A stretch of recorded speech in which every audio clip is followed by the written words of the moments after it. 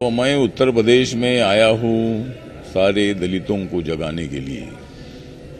मैं उत्तर प्रदेश में आया हूँ सारे दलितों को और अम्बेडकराइट लोगों को जगाने के लिए। और मैं यूपी में घूम रहा हूँ समाजवादी पार्टी और बसपा को यहाँ से भगाने के लिए। तो एक तो मतलब माननीय नरेंद्र मोदी जी के नेतृत्व में 8 सालों में बहुत बड़ा विकास हुआ है। आम आदमी को, मिडिल क्लास के आदमी को, उद्योगपतियों को बहुत बड़ा सहयोग मिला है। और योगी आदित्यनाथ जी ने यहाँ का गुंडा राज खत्म कर दिया है। यहाँ के दलित हो, अल्पसंख्यक हो, पिछड़े वर्ग के लोग हो या सभी कैटेगरी के लोगों को न्याय देने का काम योगी आदित्यनाथ जी ने किया है। और मैं यहाँ आया हूँ कि दलित जो वोट है, ये दलित वोट बीएसपी पूरे दलित वोट पर अपना कब्जा जमाने की कोशिश कर रही है। लेकिन आज बहुजन समाज पार्टी की स्थिति बहुत खराब है। उनका जनाधार टूटता जा रहा है। बहुत सारे लोग इधर उधर बिखर रहे हैं। और ऐसे वक्त पर मैं रिपब्लिकन पार्टी ऑफ इंडिया की तरफ से इधर आया हूँ और माननीय नरेंद्र मोदी जी के नेतृत्व में पूरे देश को खुशहाल करना है। उत्तर प्रदेश को योगी आदित्यनाथ जी के नेतृत्व में सारे दलितों को साथ में लेकर जो ये चुनाव अभी हो रहा है, जो 10 तारीख को रुझान आने वाले हैं, उस वक्त मतलब बीजेपी को 300 से ज्यादा सीटें में मिलेगी। और मतलब समाजवादी पार्टी को झटका देने का काम, बहुजन समाज पार्टी को फटका देने का काम, कांग्रेस पार्टी को भी धक्का देने का जो काम है, ये काम मतलब इस चुनाव में बीजेपी करेगी। और बीजेपी बहुत भारी वोटों से जीतने वाली है। दूसरा एक महाराष्ट्र का मामला है नवाब मलिक जी का, उनको लेकर आदित्य ठाकरे का भी बयान आया। उन्होंने कहा कि ये राजनीति से ओतप्रोत है उनकी गिरफ्तारी। नहीं, मुझे लगता है कि इसमें राजनीति का कोई सवाल नहीं है। जो ईडी डिपार्टमेंट है इंडिपेंडेंट है, जरूर वो गवर्नमेंट ऑफ इंडिया के अंडर है, लेकिन उनकी यंत्रणा होती है, इंडिपेंडेंट होती है। उनकी इंक्वायरी जहां अनियमितता होती है, उनको जहां कोई भ्रष्टाचार नजर आता है, कोई गलत काम नजर आता है, तो ईडी उसकी इंक्वायरी करती है और उनके ऊपर कार्रवाई करती है।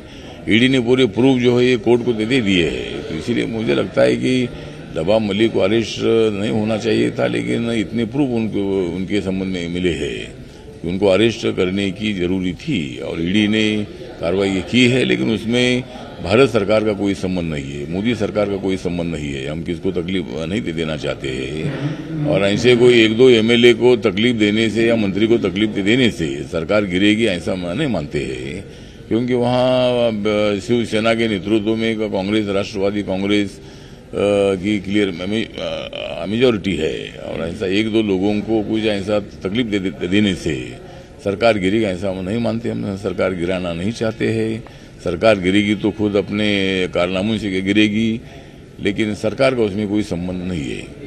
उनके इस्तीफे की मांग चल रही, बीजेपी वालों ने कल प्रोटेस्ट भी किया मंत्री पद से इस्तीफे को। हाँ, तो मुझे लगता है कि अगर ऐसे जब इसी तरह का मामला होता है, जैसे अनिल देशमुख को अरेस्ट करने के बाद अनिल देशमुख ने अपना इस्तीफा दे दिया था, उसी तरह नवाब मलिक जी भी मतलब महाराष्ट्र के मंत्री है, अल्पसंख्यक मंत्री है और राष्ट्रवादी कांग्रेस के स्पोक्सपर्सन भी है। तो मंत्री पद पर जब इसी तरह का कोई जेल में कोई आदमी जाता है, तो उन्होंने मंत्री पद पर रहना ही मंत्री पद का अपमान है। और इसीलिए उन्होंने मंत्री पद का इस्तीफा देना चाहिए, जो बीजेपी की मांग है। इसका मैं भी सपोर्ट करता हूं। और नवाब मलिक जी ने अभी इस्तीफा देना चाहिए। कोई इंक्वायरी में अगर वो अपने प्रूफ वहां दिखाते हैं, उनको कोई राहत मिलती है तो अलग बात है, लेकिन अभी तो फिलहाल उन्होंने इस्तीफा देना ही चाहिए। प्रधानमंत्री जी भी कल प्रयागराज में थे। उन्होंने कहा कि चौथे चरण में परिवारवाद, जातिवाद की जो राजनीति करते थे, उनका खेल खत्म हो गया है। आप क्या मानते हैं? हाँ, मुझे लगता है कि माननीय नरेंद्र मोदी जी ने कल प्रयागराज में जो बताया है कि जो परिवारवाद है, जातिवाद है और गुंडा राज है, तो ये गुंडा राज मतलब चौथे चरण, 5वें चरण, 6ठे चरण, 7वें चरण में पूरा खत्म होने वाला है।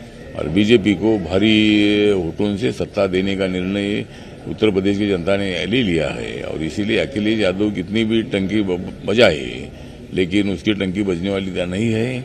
और यहाँ जिस तरह माननीय प्रधानमंत्री जी ने जो बोला है भाई इनका खेल खत्म हो चुका है, तो वहाँ इनका तो खेल खत्म हो चुका है और हमारा खेल शुरू हुआ है। तो इसीलिए मुझे लगता है कि प्रधानमंत्री जी के बयान का मैं सपोर्ट करता हूँ।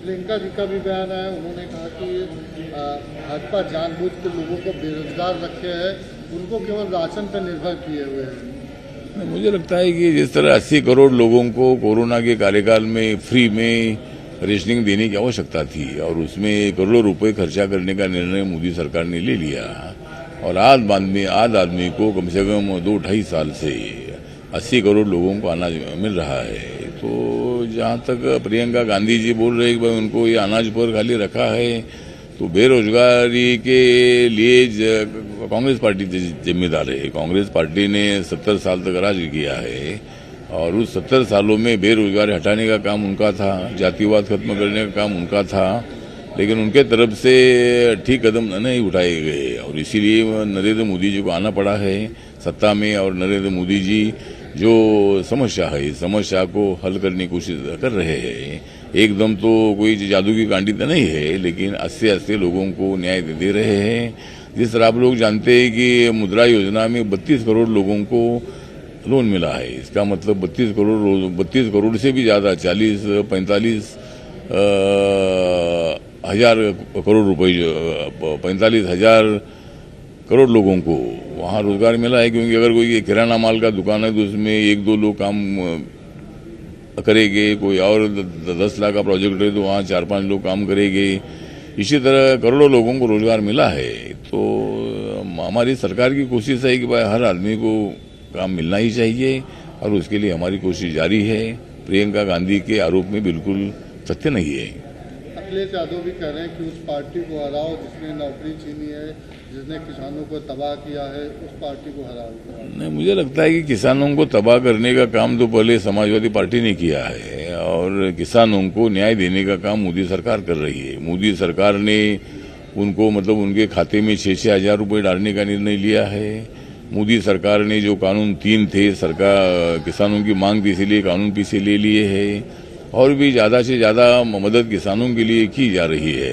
तो अखिलेश यादव का जो कहना है कि भाई किसानों को तबाह किया है, वे उनका जो आरोप है, आरोप निरर्थक आरोप है और जानबूझकर आरोप करके लोगों को गुमराह कर रहे हैं। लेकिन लोग जानते हैं, आप लोगों को मालूम है कि 2012 में भी मतलब 2017 में भी मतलब जब विधानसभा का चुनाव हुआ था तब भी इसी तरह के आरोप बहुत सारे होते रहे। लेकिन नरेंद्र मोदी जी के नेतृत्व में उत्तर प्रदेश की जनता ने पहली बार 312 आंकड़ा जो है ये बीजेपी को मिला था और एनडीए को 325 सीटें मिली थी। तो अभी भी हमारी कोशिश है कि भाई हमें मतलब हमारा मतलब बीजेपी जरूर करेगी 300 पार, बीजेपी जरूर करेगी 300 पार, समाजवादी पार्टी पर हम करेंगे वार। तो इसी तरह मतलब हम सीटें 300 पार करेंगे। कोई किसको आरोप करते रहे, उनका मुंह तो हम नहीं बंद कर सकते हैं, लेकिन जनता हमारे साथ है, उत्तर प्रदेश हमारे साथ है। और मैं भी अभी बीजेपी का समर्थन करने के लिए दलित वोटों को बीजेपी की तरफ डाइवर्ट करने के लिए मैं इधर आया हूँ और मायावती को पक्का धक्का देने के लिए मैं पूरे उत्तर प्रदेश में घूम रहा हूँ। बहिणाबाईंची जात्यावरची ओवी म्हणजे